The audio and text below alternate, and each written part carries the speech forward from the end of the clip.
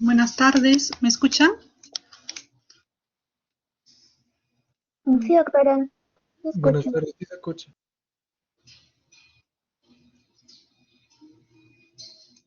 Buenas tardes, ¿cómo están?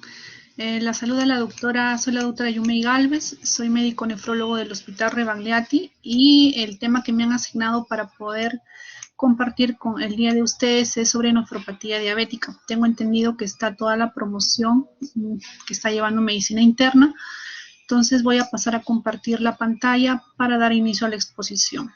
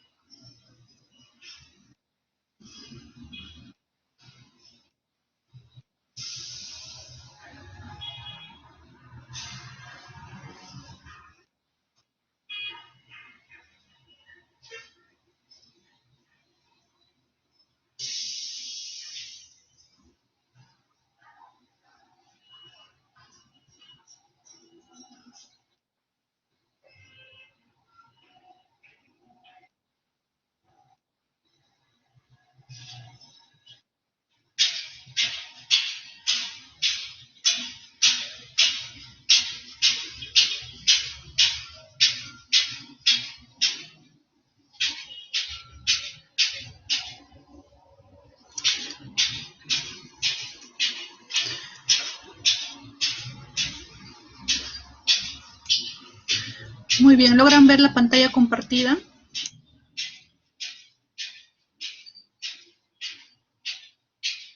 Sí, doctora, se Sí, ve. sí, doctora. Ya, muy bien, gracias.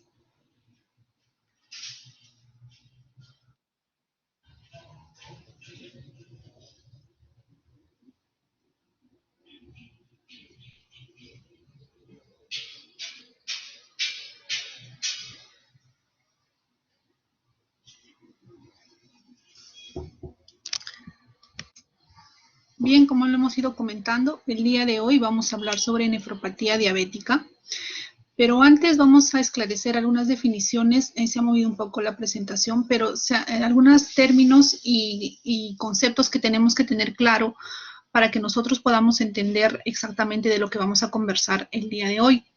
Entonces, ¿qué es? ¿Cuál es el término que debemos utilizar? ¿Es enfermedad renal diabética o nefropatía diabética?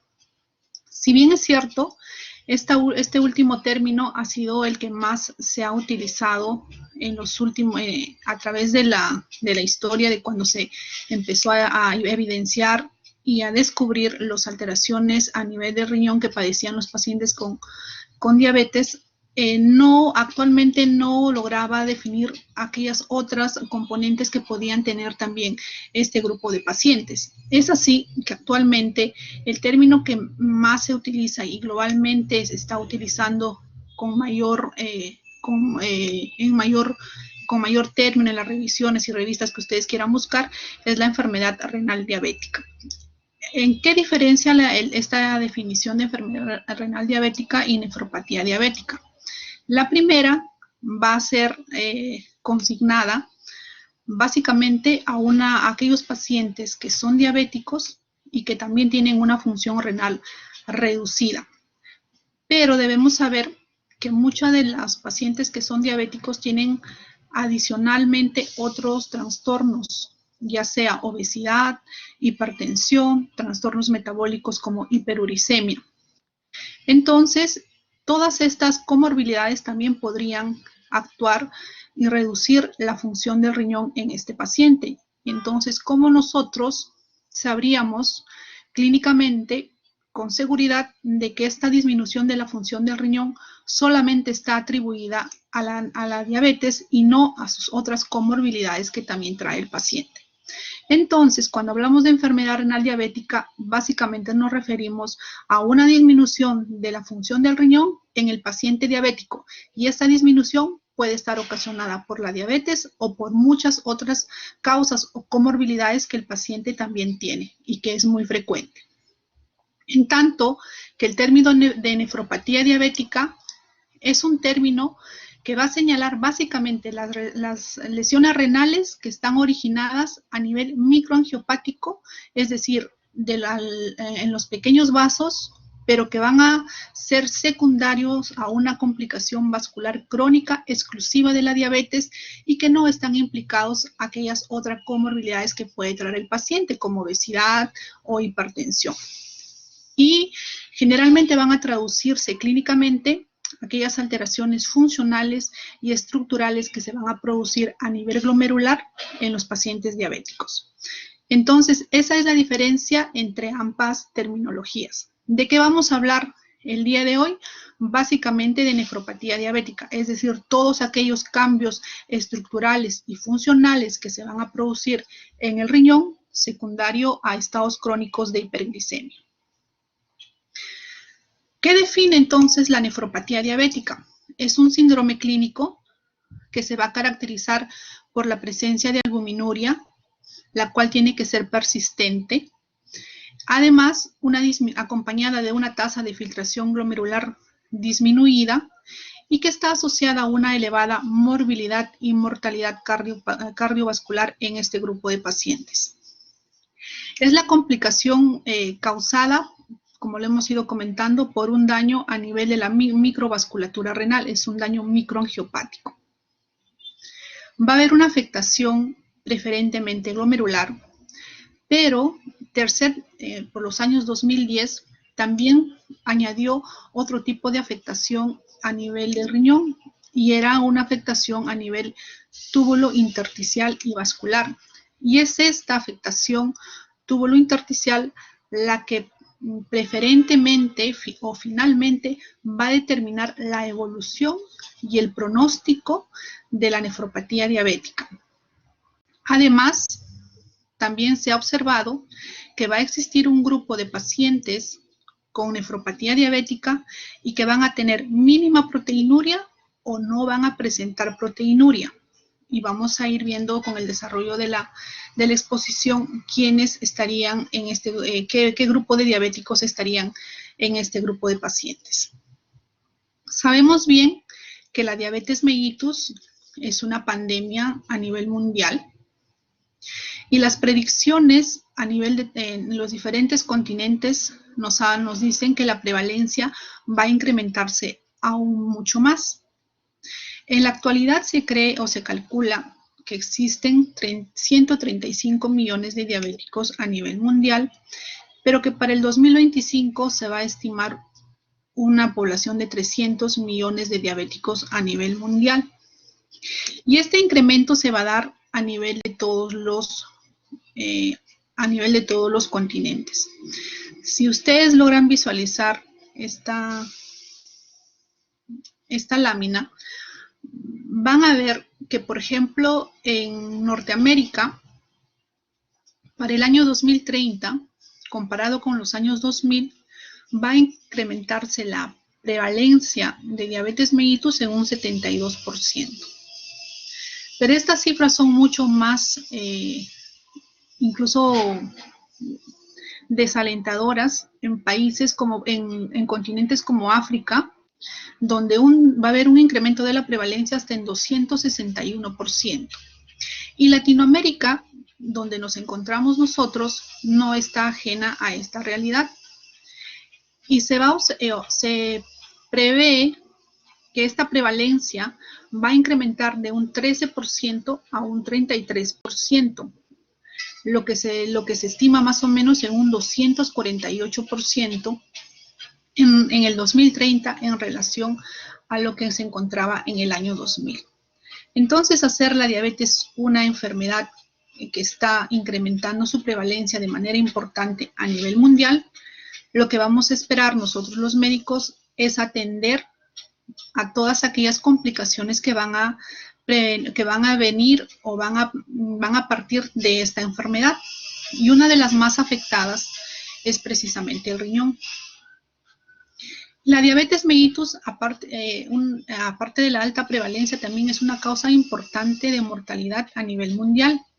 Se estima que en el 2017 produjo 4 millones de muertes a nivel mundial, pero que además el 80% de muertes por diabetes mellitus a nivel mundial se registraron sobre todo en países de ingresos medios y bajos como el nuestro.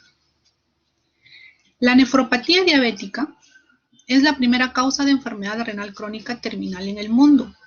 Por ahí viene el doble impacto o la doble importancia que tiene esta enfermedad para nosotros los nefrólogos, porque es la nefropatía diabética probablemente una de las enfermedades que más son las que más vemos o atendemos en consulta externa y en los programas de hospitalización cuando están ya severamente comprometidas o complicadas con alguna otra entidad.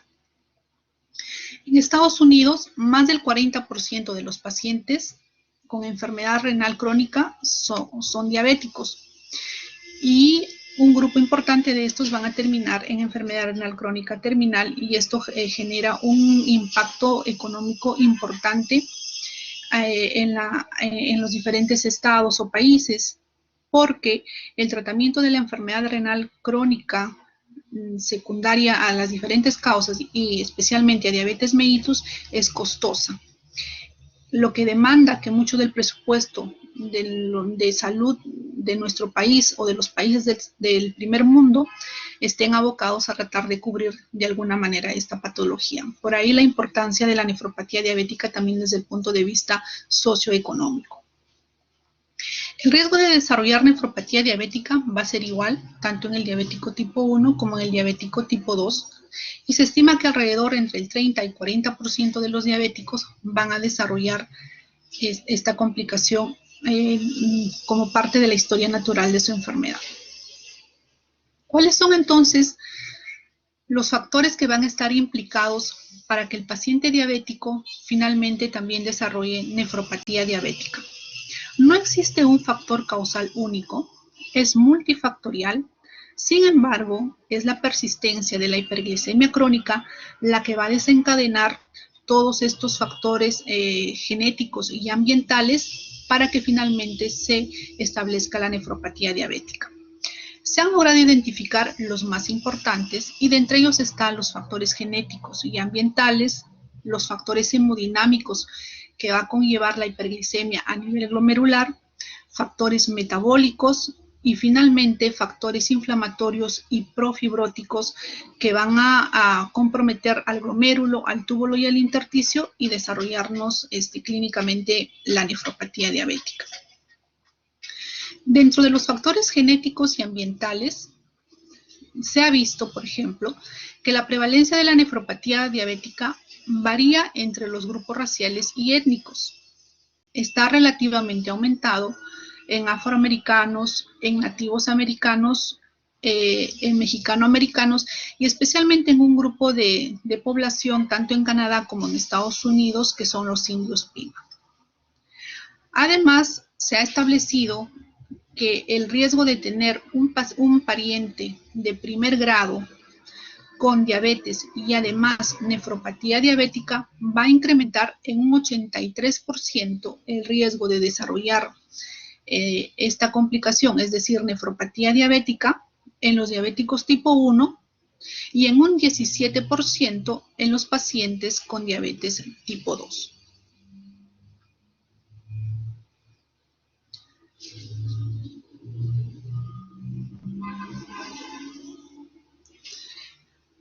La nefropatía diabética no va a mostrar una herencia familiar tradicional, es decir, donde hay una transferencia, una transmisión de un único gen, mediante un patrón dominante, ya sea recesivo o ligado al cromosoma X, sino que están implicados múltiples genes y se han identificado más de 69 loci implicados en el desarrollo de la nefropatía diabética, sobre todo estudiado en los diabéticos tipo 2 y que están distribuidos en los diferentes locus y cromosomas. Y es así que, por ejemplo, se han logrado identificar aquellos locus que están alterados en los pacientes diabéticos y que tienen un papel en el componente de la barrera de filtración glomerular, o a nivel del metabolismo de los carbohidratos, metabolismo de los lípidos, en los reguladores de los metabolitos de la saciedad, el apetito, la obesidad. Y una cosa importante también, estos locus que han sido identificados, que están alterados en los pacientes diabéticos, actúan o tienen también función a nivel de los de factores hemodinámicos y vasculares en los pacientes con nefropatía diabética, que es un punto importante también para el desarrollo de esta entidad. Además de todos estos factores genéticos que van a predisponer al desarrollo de la nefropatía diabética, se han tratado de identificar también factores ambientales que van a ser mucho más susceptibles al paciente a que desarrolle nefropatía diabética. Y dentro de ellas se ha podido identificar, por ejemplo, el consumo de bebidas azucaradas que tienen añadidas sacarosas o fructuosas, porque finalmente el exceso de fructosas va a ir a través de la vía del sorbitol y generando generando procesos inflamatorios y profibróticos que van a dañar a las células glomerulares, a todas las células glomerulares, ya sean endotelios, células del mesangio, células epiteliales del túbulo, los podocitos y células vasculares. Por otro lado, el tabaco, el apnea y el sueño y el grado de actividad física también están relacionados con el desarrollo como factores de riesgo para el desarrollo de nefropatía diabética. Se ha movido la presentación, pero bueno, vamos a tratar de que nos ayude. El otro mecanismo a través del cual entonces se desarrolla nefropatía diabética, les comentaba, son los factores hemodinámicos. En un primer momento, cuando se está instaurando esta complicación a nivel renal, lo que se va a ver es una hiperfiltración, que es común en los estados tempranos de la diabetes, pero que puede ser corregido a través de un control estricto de la glicemia. Esta hiperfiltración a la vez es multifactorial. Se han descrito factores hemodinámicos como la dilatación de la arteriola aferente, una constricción de la arteriola eferente, lo que finalmente va a aumentar la presión intraglomerular. Por otro lado, hay mediadores vasoactivos, activación del sistema renina-angiotensina-aldosterona, aumento de prostanoides derivados de la COX-2 y una mayor producción de óxido nitroso, favoreciendo, como les comentaba, la vasodilatación de la arteriola aferente. Hay alteración también del feedback túbulo-glomerular, favorecido por la hiperglicemia y muchas veces acompañada por la alta ingesta de sodio que tienen estos pacientes.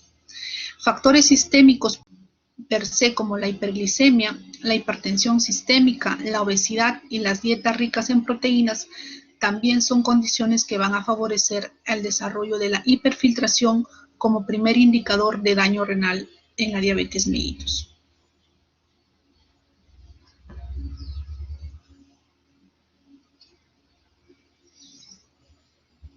Esta hiperfiltración, que se va a traducir por un aumento de la presión intraglomerular, va a ser consecuencia de un desbalance entre los factores vasodilatadores y vasoconstrictores que van a actuar a nivel glomerular.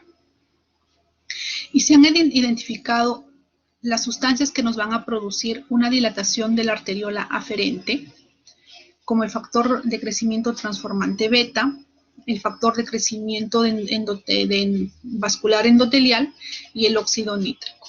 Algunas prostaglandinas y el glucagón van a favorecer la vasodilatación en la arteriola aferente. Y por otro lado, la activación del sistema renina-angiotensina-aldosterona en este grupo de pacientes va a llevarnos a una vasoconstricción de la arteriola postglomerular o la arteriola eferente, incrementándonos la presión intraglomerular. Esto se traduce en hiperfiltración, acumulación de proteínas más engrosamiento de la membrana basal, que finalmente nos va a conllevar a una expansión mesangial.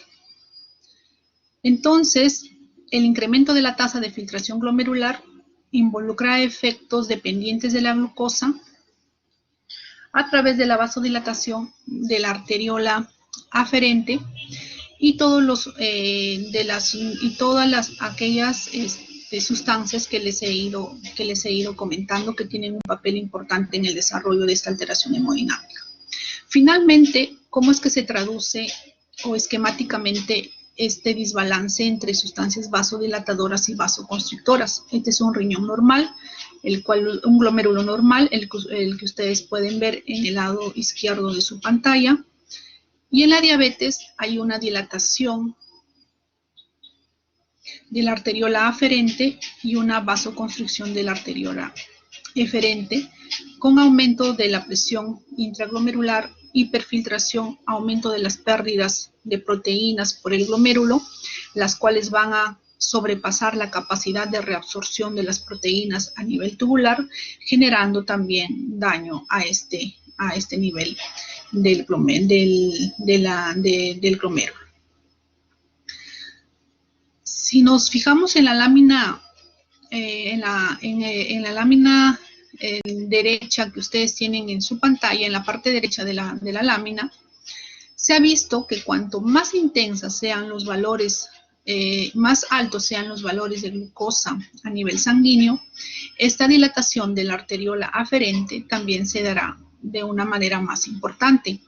Y vean cómo tiene un ascenso exponencial a medida que los valores de glucosa van subiendo de 100 a 200, 300, 400 y 500. Entonces, los valores de glicemia también están relacionados en modelos experimentales con el incremento del tamaño de la arteriola aferente. Estos factores hemodinámicos van a generar un estrés o rozamiento a nivel del glomérulo, una tensión mecánica que va a acarrear liberación de citoquinas y factores de crecimiento a nivel del glomérulo, y finalmente esto va a desencadenar un proceso inflamatorio y fibrótico, que es lo que va a conllevar a la pérdida de la función del riñón en los pacientes que padecen nefropatía diabética.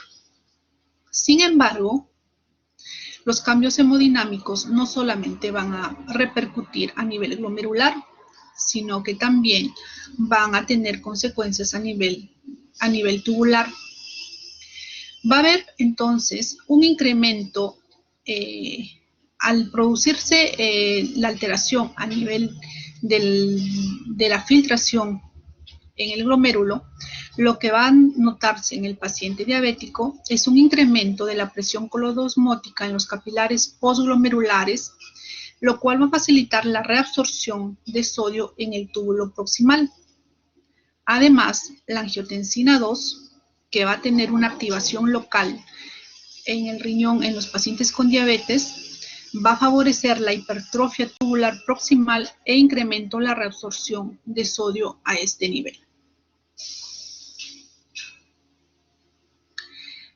El otro factor que hemos ido comentando que van a producir nefropatía diabética son los factores metabólicos. Hemos ido hablando de los factores genéticos ambientales, de los factores hemodinámicos por las sustancias vasoactivas, y el tercer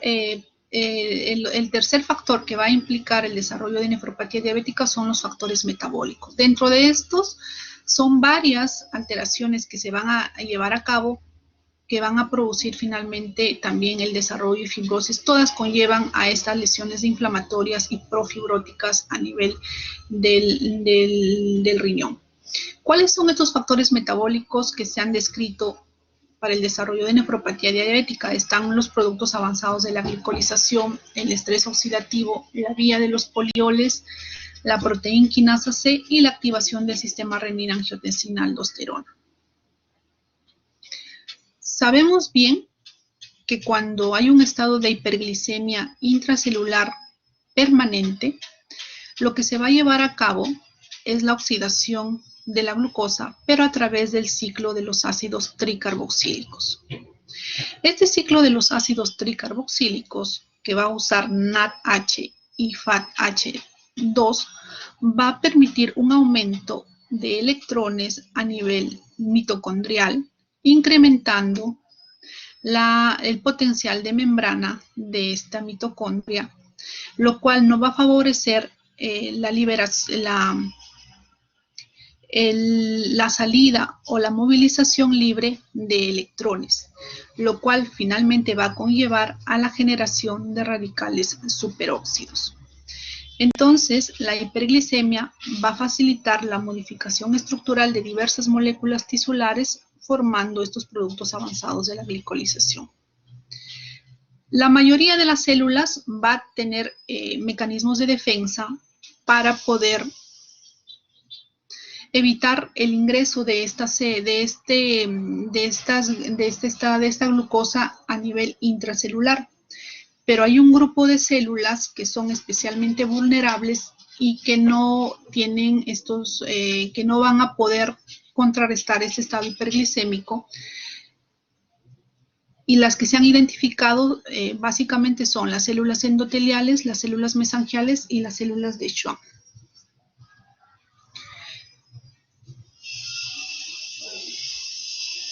Entonces, estas células, una vez que se ha producido estos radicales superóxidos que le hemos comentado en la lámina anterior, se va a inhibir la enzima gliceraldehído 3-fosfato deshidrogenasa, la cual era necesaria para la conversión de gliceraldehído a difosfogliceraldehído en la vía metabólica de la glucosa, produciendo los precursores de la vía glicolítica.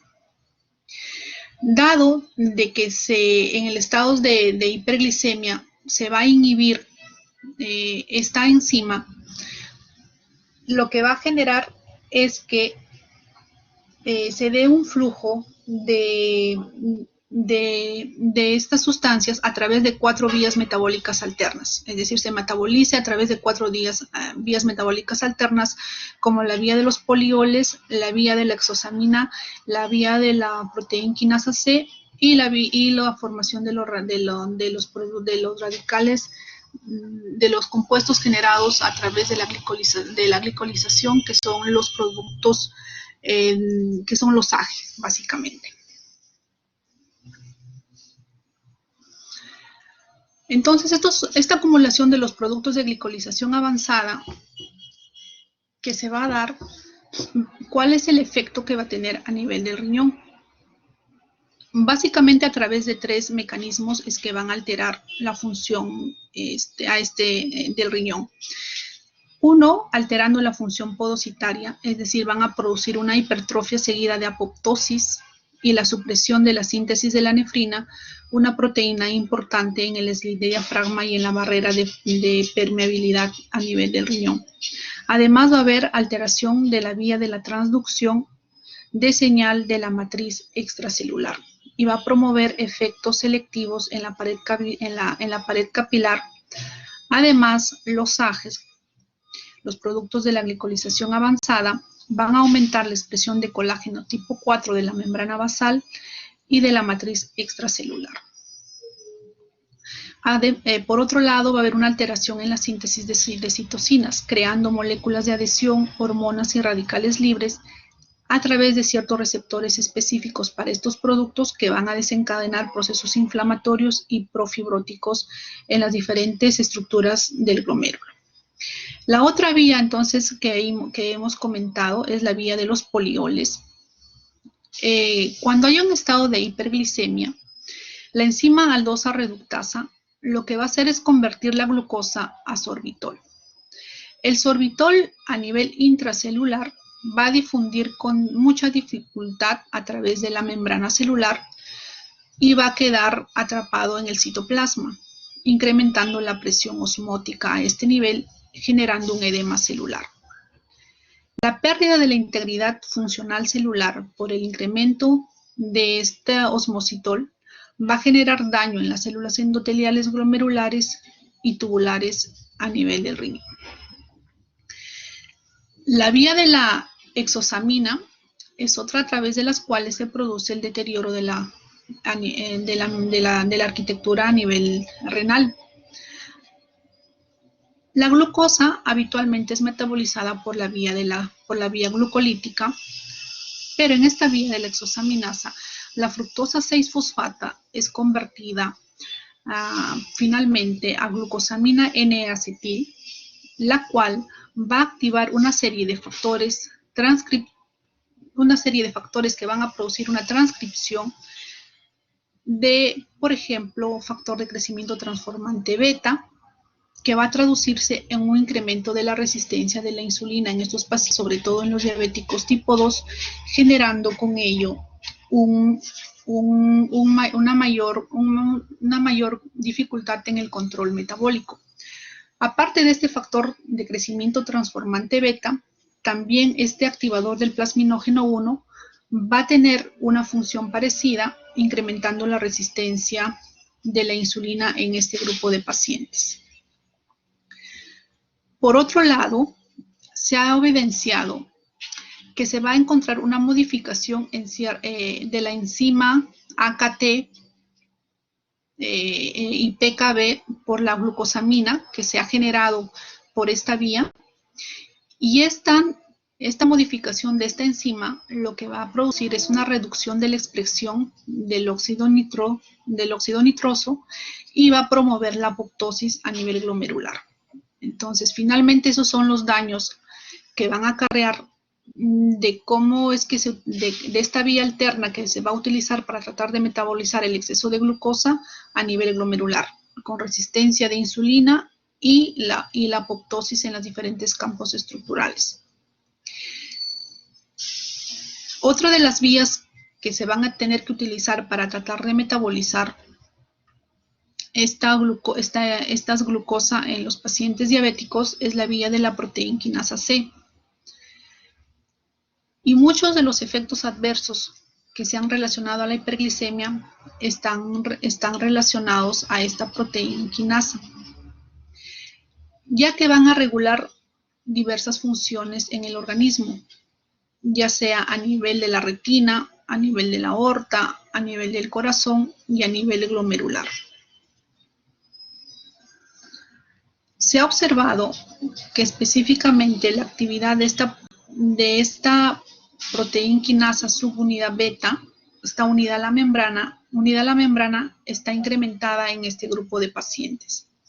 Y la inhibición de esta proteína quinasa beta se ha visto que reduce la albuminuria, la expresión del factor de crecimiento transformante beta y la acumulación de matriz extracelular a nivel glomerular y mesangial.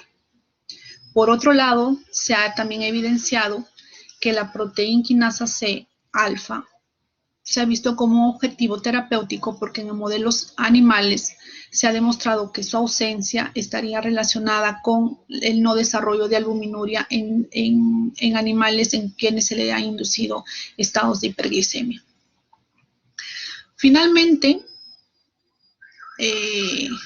otro de las alteraciones que se van a ver en los pacientes diabéticos es la alteración del sistema renina-angiotensina-aldosterona. En los pacientes con diabetes mellitus se ha demostrado que hay activación local del sistema renina-angiotensina-aldosterona, ya sea a nivel mesangial, tubular o en los vasos renales. Por un lado, el incremento de esta angiotensina 2 lo que va a generar es una hipertrofia de células mesangiales y una hipertrofia de las células epiteliales a nivel tubular.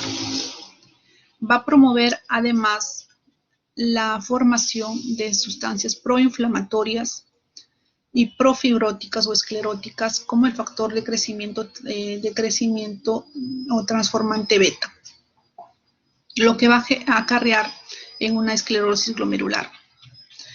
Independientemente de favorecer la formación de angiotensina 2, la renina y la prerenina con receptores identificados en el mesangio, en el glomérulo, en las células del glomérulo y tubulares, también va a generar procesos inflamatorios y citoquinas profibróticas. Por otro lado, se ha evidenciado que la aldosterona también va a acelerar la progresión de daño renal. Entonces, como vemos, finalmente esta alteración del sistema renina-angiotensina-aldosterona nos va a traer la creación o la formación de varias sustancias proinflamatorias. Y este es uno de los factores adicionales también que están implicados en el desarrollo de nefropatía diabética, porque se ha demostrado tanto que células inflamatorias y células inmunes están implicadas en la iniciación y progresión de la nefropatía diabética.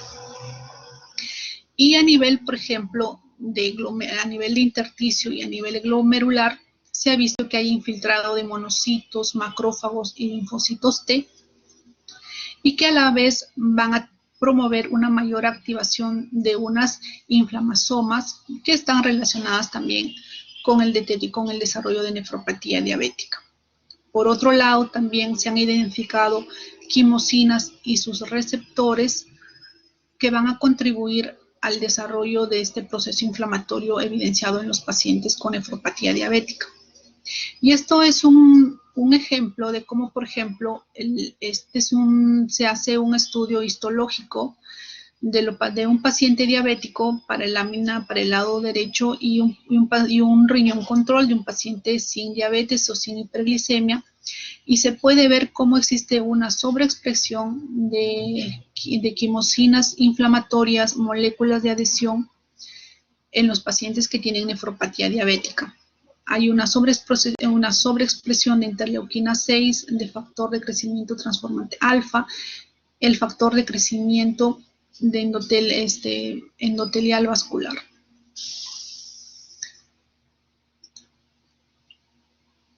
Todos esos factores van a concurrir en producir finalmente inflamación a nivel glomerular y a nivel mesangial, tubular. Pero ¿cuáles son los mecanismos exactos a través de los cuales se da ese signo tan importante que nosotros vamos a ir monitorizando en los pacientes diabéticos, que es la presencia de microalbuminuria o proteinuria franca cuando ya la nefropatía diabética se ha establecido? En el lado derecho vamos a reconocer la barrera de filtración glomerular con el podocito, la membrana, el slit diafragma o los pies de los podocitos, la membrana basal, el endotelio fenestrado.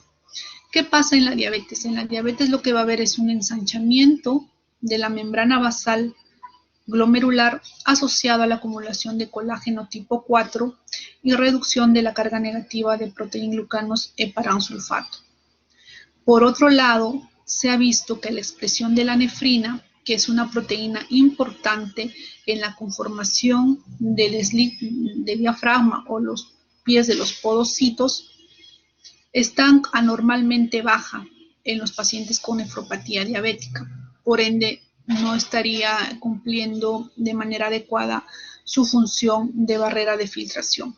Además, se ha evidenciado que existe apoptosis de los podocitos que van a estar desencadenados por la angiotensina 2 y el factor de crecimiento transformante beta, lo cual va a hacer que se produzca una reducción en la adhesión entre este podocito y la membrana basal glomerular, lo cual va a estar facilitado adicionalmente por los productos avanzados de la glicolización. Otra observación que se ha hecho a nivel ultraestructural es que va a haber una migración, la migración de los podocitos para que estas áreas que van a quedar denudadas o sin estas células en la membrana basal glomerular, migran habitualmente los podocitos que están aledaños. Pero en la diabetes mellitus, esta migración de los podocitos es atenuado o reducido por una sustancia que es identificada, que es conocida como la neurofilin, y que va a promover el desarrollo de esclerosis focal y segmentaria, es decir, áreas donde la membrana basal no va a tener podocitos van a quedar libres o denudadas, y eso va a favorecer la adherencia de esta membrana basal glomerular hacia la cápsula de Bowman, generando procesos de esclerosis. Inicialmente una esclerosis focal para que y puede también convertirse en una esclerosis global. Otro de los mecanismos a través de los cuales se han identificado las alteraciones que van a producir la proteinuria en el paciente con nefropatía diabética es a través de esta proteína C. La proteína C va a permitir un cruce o una relación entre la célula endotelial y los podocitos. Pero esta proteína C está regulada normalmente por la trombobulina. Los efectos que va a tener esta proteína C a nivel glomerular es que va a tener, o sistémico también, es que tiene efectos anticoagulantes, efectos profibrinolíticos, además efectos antiinflamatorios y efectos sobre la citoprotección del citoesqueleto.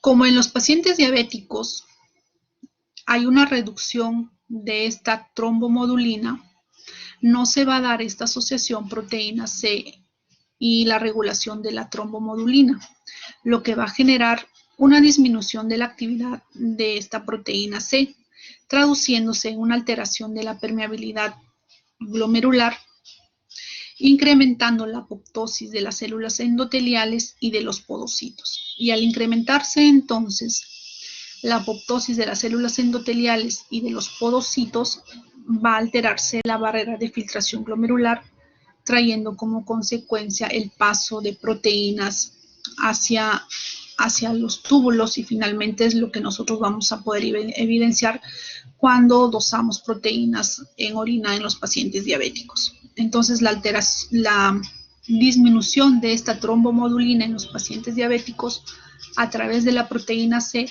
también va a alterar la membrana de la barrera de filtración glomerular.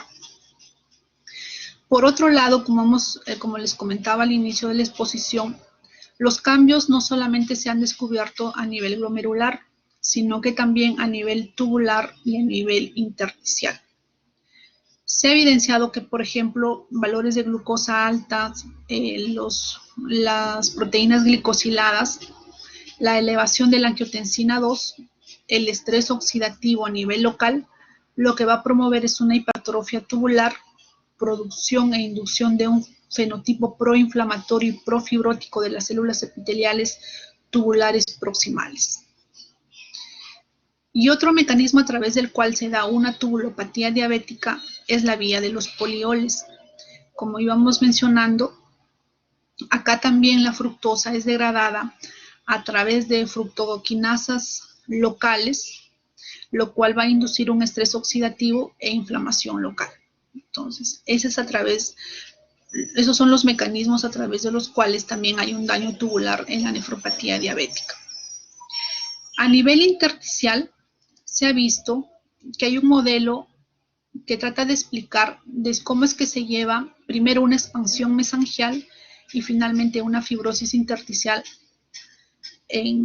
a nivel glomerular en este grupo de pacientes. Y se trata de explicar a través de una transformación de las células epiteliales tubulares a células mesenquimales. Estas inducidas también por un estado proinflamatorio donde tiene un papel preponderante el factor de crecimiento transformante beta 1, lo cual va a hacer que exista una pérdida de adhesión de la célula, una pérdida de adhesión de las células epiteliales, una ruptura de la membrana basal, y que finalmente esto va a permitir que una transformación mesenquimal de las células epiteliales, las que van a producir inicialmente matriz extracelular, y que esta matriz extracelular va a fibrosar y generar la fibrosis intersticial característica también en la nefropatía diabética, y que nos va a traducir el pronóstico de esta nefropatía diabética en los pacientes.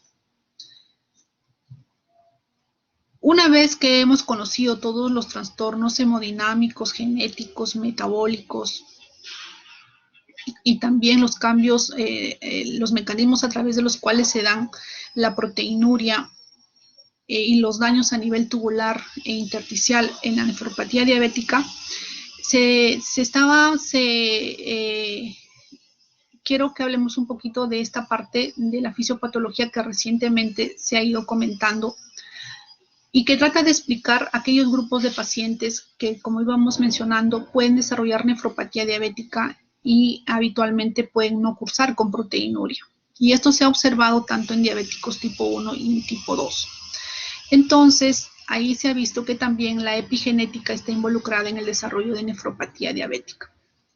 Los estados de hiperglicemia lo que va a hacer es un incremento de factores de crecimiento, como hemos ido comentando, el factor de crecimiento transformante beta, va a haber presencia de citoquinas, aumento de la angiotensina 2, los cuales a través de sus receptores van a activar ciertos factores de transcripción.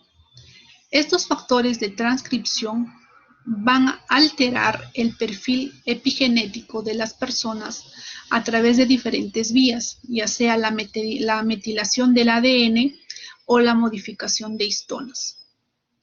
Esto va a conllevar a que se generen genes inflamatorios y profibróticos, generando inflamación e hipertrofia y fibrosis a nivel glomerular y tubular, desarrollando nefropatía diabética.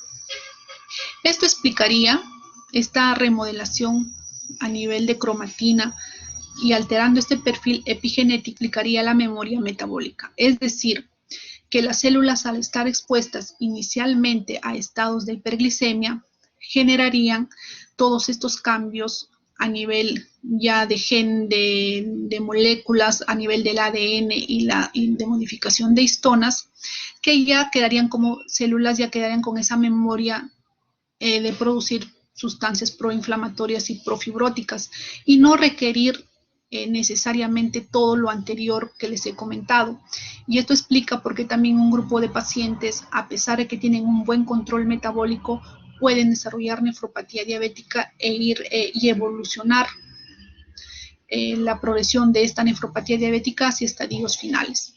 Este grupo de pacientes entonces podría ser explicado a través del desarrollo de esta memoria metabólica, básicamente por alteración ya a nivel del ADN y de la modificación de histonas en el perfil de este grupo de pacientes. Hemos conocido entonces todo lo que acarrea un mal control metabólico o los estados de hiperglicemia en el paciente con diabetes mellitus. Pero ¿cuál es la historia natural de esta enfermedad y cómo es que la debemos reconocer si es que nos encontramos frente a una nefropatía diabética o es que el paciente diabético, que también tiene otras comorbilidades, se le podría agregar algunas otras condiciones? Ellos no están exentos, por ejemplo, de desarrollar una glomerulonefritis primaria sobreagregada sobre una nefropatía diabética.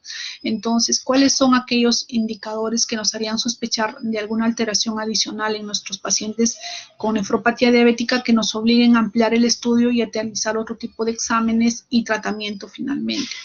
Para ello tenemos que nosotros conocer bien la historia natural de la nefropatía diabética. Este es un modelo basado básicamente en la nefropatía diabética tipo 1, en donde lo que se sabe que existen 5 estadios de nefropatía diabética, un estadio 1, 2, que es donde no hay cambios a nivel clínico, nosotros no vamos a poder evidenciar mayor cambio, pero a nivel glomerular lo que sí se va a incrementar es el incremento, va a haber un incremento de la membrana basal y una expansión a nivel mesangial. Luego de ese estadio pasamos a un estadio incipiente, donde se pueden ver ya algunos cambios a nivel de los exámenes de laboratorio que podemos encontrar en nuestros pacientes y se va a manifestar inicialmente como una microalbuminuria. Finalmente ya se manifiesta la nefropatía diabética establecida, donde ya hay estados de inflamación, glomerulosclerosis y fibrosis tubulointersticial. Ahí ya existe o coexiste con esto valores mucho más altos de proteinuria, hay una pérdida de la función del riñón. En los estadios iniciales, lo que va a caracterizar es una hiperfiltración, es decir, podemos encontrar pacientes con tasas de filtración de glomerulares en 150 mililitros por minuto. Luego esa hiperfiltración va declinando para finalmente evidenciarse una pérdida de la función del riñón y concluir con una enfermedad renal crónica ya establecida o una nefropatía diabética establecida final en un estadio 5. El tiempo en el que transcurre toda esta historia natural de la nefropatía diabética es de aproximadamente 25 años en el diabético tipo 1 y tiene toda esta correlación. Si es que nosotros el paciente diabético tiene 10 años, tipo 1 tiene 10 años y le agregamos, está sin microalbuminuria y de frente desarrolla un síndrome nefrótico o una proteinuria en rango nefrótico, se sale de esta historia natural y en ese caso nos obliga a buscar otras causas adicionales de esa proteinuria importante. En el paciente con diabetes tipo 2 no se cumple estrictamente esta historia natural porque muchas veces al momento del diagnóstico estos ya pueden tener cierto grado de proteinuria porque no se conoce con exactitud cuáles son el momento exacto en el que inicia la diabetes y por otro lado los diabetes mellitus tipo 2 tienen otros factores adicionales como por ejemplo obesidad, hiperuricemia y un grupo de ellos también son hipertensos. Entonces, en ellos la evolución es mucho más difícil. Entonces, en ese grupo de pacientes de diabéticos tipo 2, la flecha no es tan lineal. Puede haber un comienzo de la diabetes mellitus que no es tan claro, que ya pueden manifestarse incluso como les decía, con cierto grado de proteinuria, y puede acarrear también una rápida progresión de la pérdida de la tasa de filtración glomerular. Por otro lado, puede estar desarrollando microalbuminuria y finalmente se le agregan otros factores adicionales que hacen que pierda rápidamente la función del riñón. Entonces, no hay una línea recta como en la diabetes tipo 1, en los diabéticos tipo 2, en donde en ellos sí hay que estar mucho más atentos a aquellas otras complicaciones o comorbilidades que tienen que van a también perjudicar la función del riñón. De todo lo que hemos comentado, de todas esas vías metabólicas que se alteran, la generación de esos procesos, de esas sustancias inflamatorias y factores de crecimiento, van a reflejarse en cambios a nivel de la ultraestructura o de la morfología renal de las células a nivel del riñón. Para que nos demos una idea de las láminas que van a venir y no nos desorientemos mucho, reconocemos acá un glomérulo normal, las asas, el espacio de Bowman, aquí están las células, los capilares glomerulares, el mesangio.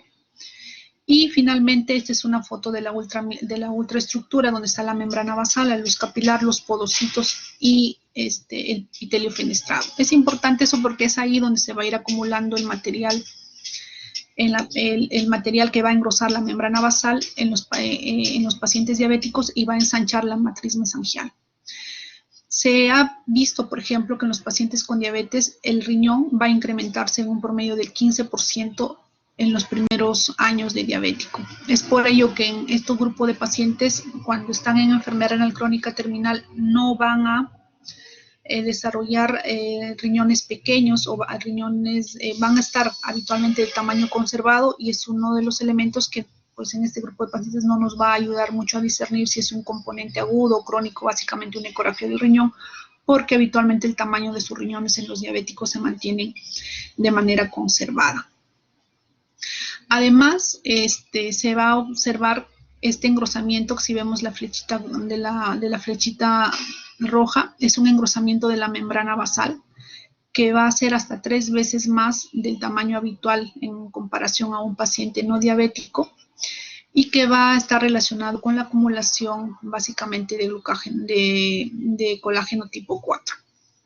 Una de las lesiones características de la nefropatía diabética es la presencia de estos nódulos de Kim, Sensen y Wilson, Estos nódulos van a resultar o son consecuencia de microneurismas capilares que van a ser seguidas de una mesangiolisis en el centro de estos lóbulos, además que van a estar rodeadas por células espumosas. Esta presencia de estos nódulos es bastante característico de la nefropatía diabética, pero solamente los vamos a poder encontrar en un 10 a 50% de los pacientes con biopsia renal y que no traducen necesariamente el grado de compromiso de la función del riñón. En cambio, las lesiones glomerulares difusas, que van a ocurrir mucho más frecuente que la lesión nodular previamente descrita, sí va a traducir de manera directa el grado de compromiso de la función del riñón. Es así que estas lesiones glomerulares difusas van a estar, por ejemplo, presentes en un 90% en los pacientes diabéticos tipo 1 y en un 20 a 50% en los pacientes diabéticos tipo 2. La importancia de esto es que al evidenciarse esto en las biopsias del riñón, va a tener una relación directa y nos va a traducir de manera directa el grado de función que va a tener este riñón y que además va a estar relacionado consistentemente con la progresión de la enfermedad renal. Las alteraciones en la nefropatía diabética es a nivel de todos los grupos celulares y los podocitos no están exentos de eso. Y se va a observar un incremento en el ancho de los pies de los podocitos. Vean un riñón normal y como un riñón diabético. Por otro lado, va a verse una disminución del número de podocitos, dejando libre la membrana, libre ciertas áreas de la membrana de filtración glomerular, lo que se va a traducir en proteinuria. Hay también lesiones arteriolares, es decir, va a depositarse un material hialino que va a reemplazar progresivamente la pared de los vasos aferentes y eferentes en el penacho glomerular, y este hallazgo sí es bastante característico de la nefropatía diabética. Cuando nosotros hacemos un análisis anatomopatológico de una biopsia renal, esta debe incluir la microscopía óptica, la microscopía electrónica, que hemos ido viendo los podocitos, y también la inmunofluorescencia. En la nefropatía diabética, la inmunofluorescencia no nos va a aportar mayor beneficio ni nos va a ayudar de manera importante tampoco en el diagnóstico. Lo que sí debemos saber es que es usualmente negativa, es decir, no vamos a encontrar inmunoglobulinas o inmunocomplejos, pero ocasionalmente podríamos evidenciar en la inmunofluorescencia inmunoglobulina G lineal, pero que no va a traducirse nada más que una captura pasiva de esta inmunoglobulina a nivel de la membrana basal glomerular. Entonces, es el único hallazgo que se tendría que podríamos evidenciar en la inmunofluorescencia. Aparte de los cambios que hemos evidenciado a nivel glomerular, también se han cambios anatomopatológicos, también hay cambios a nivel del túbulo y a nivel del intersticio. Y recién en la nueva clasificación hecha de nefropatía diabética, desde el punto de vista anatomopatológico, es que se han introducido estos cambios. Y eso es importante porque la fibrosis túbulo-intersticial y la atrofia tubular tienen una correlación patológica mucho más certera con la disminución y progresión de la tasa de filtración glomerular. Además, la fibrosis túbulo-intersticial y la arteriosclerosis renal son prevalentes tanto en la diabetes tipo 1 y tipo 2. Entonces, es importante también valorar este tipo de estructuras. A partir de esas observaciones es que se hace esta clasificación de la nefropatía diabética anatomopatológica y la clasifican en 1, 2A, 2B, 3 y 4, dependiendo de la expansión mesangial que tengan los glomérulos, si hay una expansión moderada, expansión severa, si ya están presentes los nódulos escleróticos o si hay una glomerulosclerosis avanzada. Adicionalmente, en la biopsia nos reportarán una fibrosis intersticial en cruces y una atrofia tubular también en cruces o en números como hasta acá, el 0, 1, 2, 3. Para tratarnos de especificar el grado de fibrosis y de atrofia tubular que tiene el paciente en el porcentaje encontrado en esa muestra específica. ¿Cómo es que nosotros empezamos a hacer el diagnóstico entonces, ya ahora que conocemos cómo es la presentación, la evolución natural y la fisiopatología? ¿Cómo hacemos el diagnóstico de nefropatía diabética? Está basado clásicamente en la detección de microalbuminuria o proteinuria. Y debemos realizar este procedimiento de buscar estas pérdidas de proteínas en la orina en los diabéticos tipo 1 a partir de los 5 años de haberse diagnosticado la enfermedad, y en los diabéticos tipo 2 debemos hacerlo al momento, debemos hacer esta pesquisa o despistaje desde el momento en que se diagnostica la diabetes mellitus tipo 2. Entonces debemos medir proteinuria o albuminuria, además una creatinina sérica que nos permita estimar la tasa de filtración glomerular, el examen oftalmológico para ver si es que hay alguna relación con retinopatía diabética, y la presión arterial, que también son importantes porque un grupo de ellos va a ser también hipertenso. Cuando nosotros dosamos o pedimos la microalbuminuria, al momento que interpretamos estos resultados debemos tener en cuenta que el paciente no haya cursado con fiebre, no tenga una infección del tracto urinario, que no haya realizado un ejercicio físico extenuante durante la toma de la muestra. Además, que en caso de que se presente adicionalmente, por ejemplo, la pérdida de hematuria o el hallazgo de hematuria en nuestros exámenes, nos obliga también a sospechar de alguna otra entidad adicional a la nefropatía diabética. Básicamente, de manera de resumen, el diagnóstico lo hacemos con la presencia de microalbuminuria y solicitamos una creatinina sérica para poder estadiar el grado de compromiso de la función del riñón que tiene el paciente.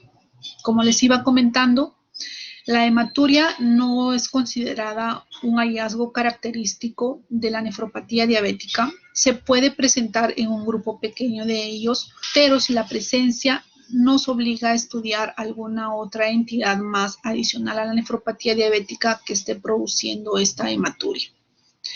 Porque no es raro que los pacientes con diabetes mellitus desarrollen a lo largo de su enfermedad otras glomerulonefritis primarias sobreagregadas a la nefropatía diabética.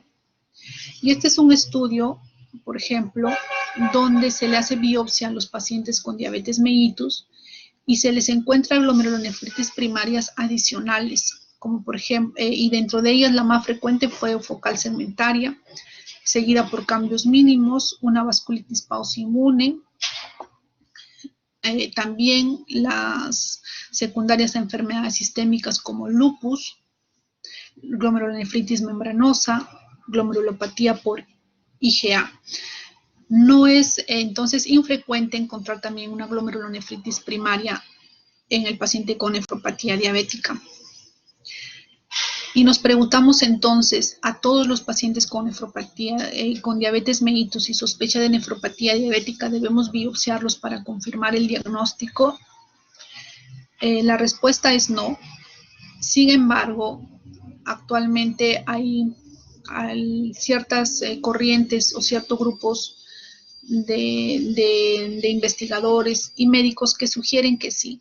Sin embargo, lo que actualmente las guías recomiendan es que vamos a hacer biopsia del riñón en paciente con diabetes mellitus cuando sospechamos de que la enfermedad que está presentando no está siendo explicada netamente por nefropatía diabética, que no sigue la evolución de la enfermedad natural que hemos ido comentando adicionalmente, sobre todo en diabéticos tipo 1, o que la evolución ha sido demasiado rápida para que del desarrollo de proteinuria o de pérdida de la enfermedad, la pérdida de la función del riñón, que sean explicadas por diabetes en un contexto sobre todo de un control glicémico adecuado. Es así que existen ciertas indicaciones en las cuales tenemos que hacer biopsia en los pacientes con diabetes, biopsia renal en los pacientes con diabetes. Y en esos están la ausencia, por ejemplo, de retinopatía diabética en el diabético tipo 1 con proteinuria. Habitualmente, si hay nefropatía diabética en el diabético tipo 1, también hay daño a nivel de retina. En tanto que en el diabético tipo 2, pues no existe tanta esta correlación. El inicio repentino y abrupto de proteinuria. Si un diabético tipo 1 a los 3 años te está desarrollando una proteinuria en rango nefrótico después del diagnóstico de la diabetes mellitus, evidentemente eso no es nefropatía diabética y es probable que esté desarrollando algún tipo de otra entidad adicional. En la nefropatía diabética, tanto en el diabético tipo 1 como el tipo 2, sobre todo en el de 1, sigue esa correlación, microalbuminuria, macroalbuminuria y proteinuria franca o en rango nefrótico. Si no había proteinuria y pasa rápidamente a un síndrome nefrótico, también es otra causa, es otra indicación para nosotros hacer biopsia al riñón. La rápida pérdida de la función del riñón, mayor a 5 mililitros por minuto. Se espera que la pérdida de la función renal sea menor a 5. Cuando esta sobrepasa a este valor, también es otro indicador para que nosotros podamos hacer una biopsia de riñón. Sin embargo, en un grupo importante también de este grupo que tiene una rápida pérdida de la función del riñón, hacemos biopsia y lo que vamos a encontrar solamente es nefropatía diabética y se explica o se trata de explicar que esta pérdida de la función rápida también esté relacionada con esa alteración epigenética que comentamos en la fisiopatología, donde ya hay alteración a nivel de histonas, a modificación del ADN a nivel de estructuras, básicamente todos los grupos celulares a nivel del riñón, que van a desencadenar toda esta memoria metabólica y que puede también contribuir a un deterioro progresivo y rápido de la función del riñón. Una vez que hemos identificado y hemos diagnosticado nefropatía diabética, tenemos que instaurar un tratamiento para mejorar la morbilidad y la mortalidad en este grupo de pacientes. El tratamiento es multifactorial y está basado básicamente en el control estricto de la glucosa, y utilizamos como indicador para monitorizar este control de glicemias la hemoglobina glicosilada. Si ustedes logran ver el gráfico, ese es un estudio donde se divide a los pacientes en dos grupos, donde se le hace un control intensivo de la glucosa con hemoglobinas glicosiladas en 7, versus el otro grupo que tiene un control de la glucosa, pero con hemoglobinas glicosiladas en 9.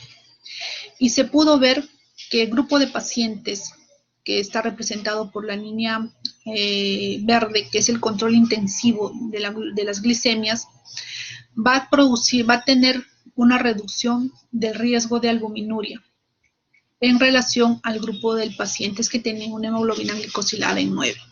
Entonces, el control de las glucosas nos van a ayudar a controlar la albuminuria en los pacientes con diabetes mellitus. El otro objetivo que tenemos que tener en estos pacientes es el control de la presión arterial. Los diabéticos tipo 2, más o menos un 40% ya tienen hipertensión arterial antes del diagnóstico de nefropatía diabética. Y la hipertensión arterial también está asociado con un riesgo de albuminuria y rápida progresión de la función del riñón.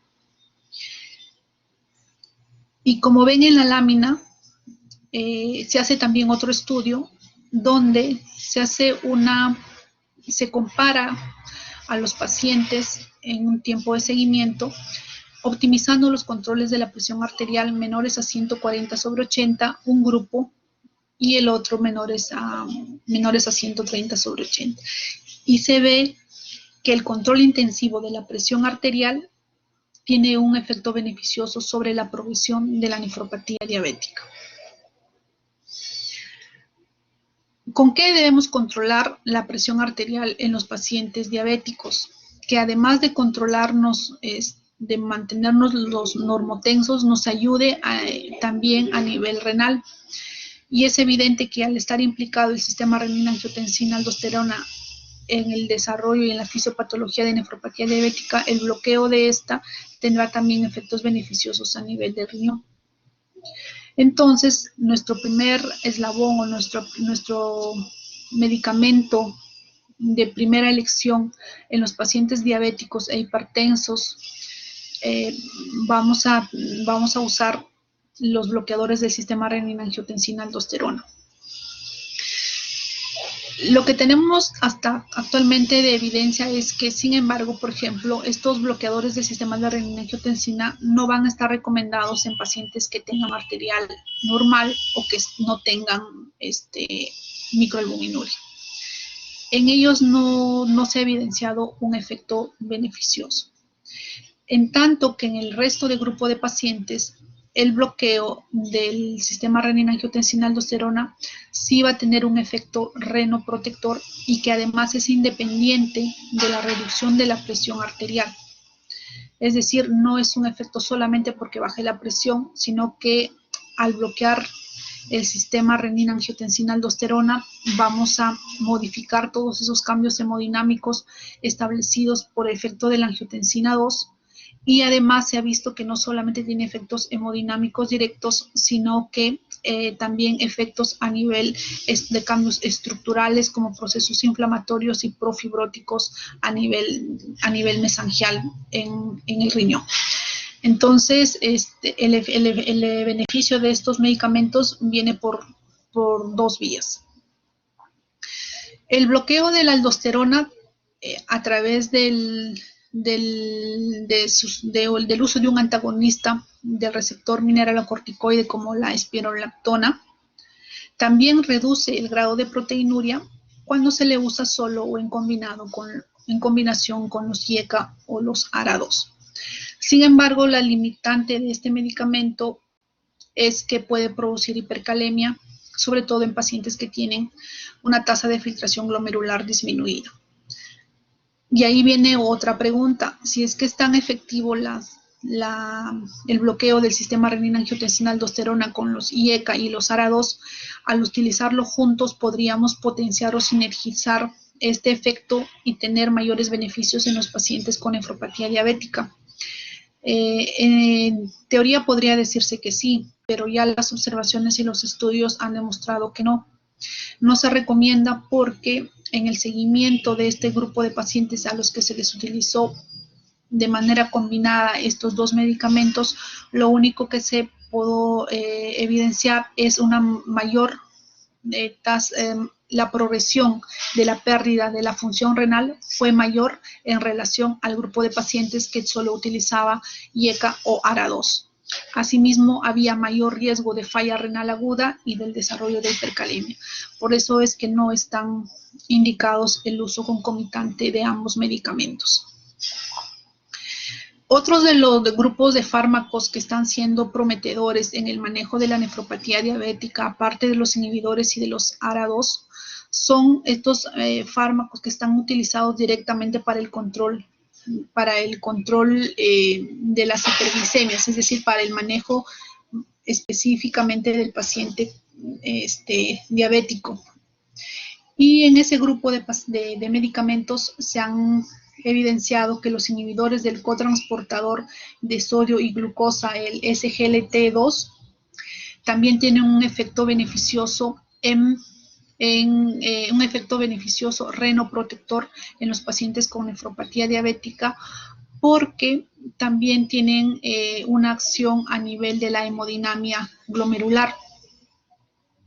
Es decir, disminuyen la dilatación de la arteriola aferente, que habíamos visto que la nefropatía diabética está bastante dilatada por acción de diferentes sustancias citoquinas. Este medicamento lo que haría es una disminución de esta dilatación de la arteria aferente y como consecuencia una disminución de la presión intraglomerular y con ello también una disminución de la microalbuminuria. Hay un efecto sinérgico entre los inhibidores del sistema renina-angiotensina y estos inhibidores del SGLT2 que van a facilitar a que la hemodinamia a nivel glomerular se restablezca y por ello no haya un aumento de la presión intraglomerular e hiperfiltración. Entonces, ese es un grupo de medicamentos muy prometedores y que actualmente han demostrado su efecto renoprotector adicional a los bloqueadores del sistema renina-angiotensina-aldosterona. Sin embargo, el tratamiento no es solamente el tratamiento aparte del farmacológico de per se, de la hipertensión y del grado de la microalbuminuria, también debemos manejar la dislipidemia en los pacientes, que es muy frecuente, sobre todo en los diabéticos tipo 2, porque la dislipidemia también está asociada al desarrollo de glomerulosclerosis y progresión de la enfermedad renal crónica. Entonces, todos los pacientes diabéticos con enfermedad renal crónica deberían usar estatinas como parte de su manejo. Además que disminuye también la mortalidad cardiovascular en este grupo de pacientes. Por otro lado, hay intervenciones no farmacológicas que parecerían menos importantes, pero que no lo son así, para el estado hiperglicémico de los pacientes diabéticos.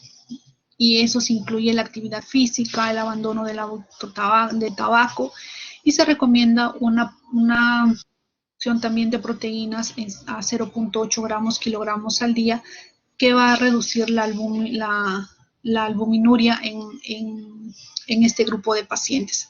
Es una recomendación que lo dan las guías, sin embargo hay estudios grandes y metaanálisis que no han evidenciado realmente resultados, una mejoría significativa o resultados muy prometedores sobre la función del riñón. Entonces, todavía tenemos conclusiones un poco diferentes en cuanto a la reducción de las proteínas en la dieta en los pacientes para reducir la microalbuminuria. Y ya para finalizar, otro de los puntos importantes que nos tienen que interesar a nosotros los médicos es cuánto vive el paciente con nefropatía diabética. Y van a ver que está relacionado con el grado de microalbuminuria que tenga. Si tu paciente está con diabetes mellitus, nefropatía y tiene una microalbuminuria persistente, va a tener mayor riesgo de mortalidad. Como pueden ver acá, con microalbuminuria y con macroalbuminuria. Entonces, hay mayor riesgo de mortalidad dependiendo también de la intensidad de las pérdidas urinarias de albúmina. Por otro lado, también se ha evidenciado de que hay una mayor morbilidad cardiovascular dependiendo del grado de albuminuria que tenga el paciente. Mientras menor tenga, obviamente, mientras menor sea la albuminuria que tenga, sus complicaciones de comorbilidades desde el punto de vista cardiovascular también va a ser mucho menor. Entonces, ahí viene la importancia de manejar adecuadamente la nefropatía diabética y todas las condiciones que la van a desencadenar, porque se va a traducir en una menor mortalidad y morbilidad en el paciente. Muy bien. Con eso doy por finalizada la exposición. No sé si tuvieran alguna pregunta o alguna duda.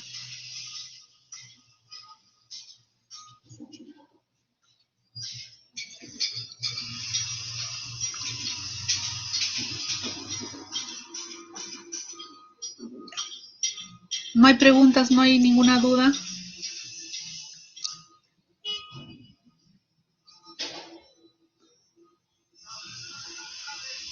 Bueno, muy bien. Entonces, gracias por la asistencia. Doy por finalizada entonces la presentación del día de hoy. Muy buenas tardes.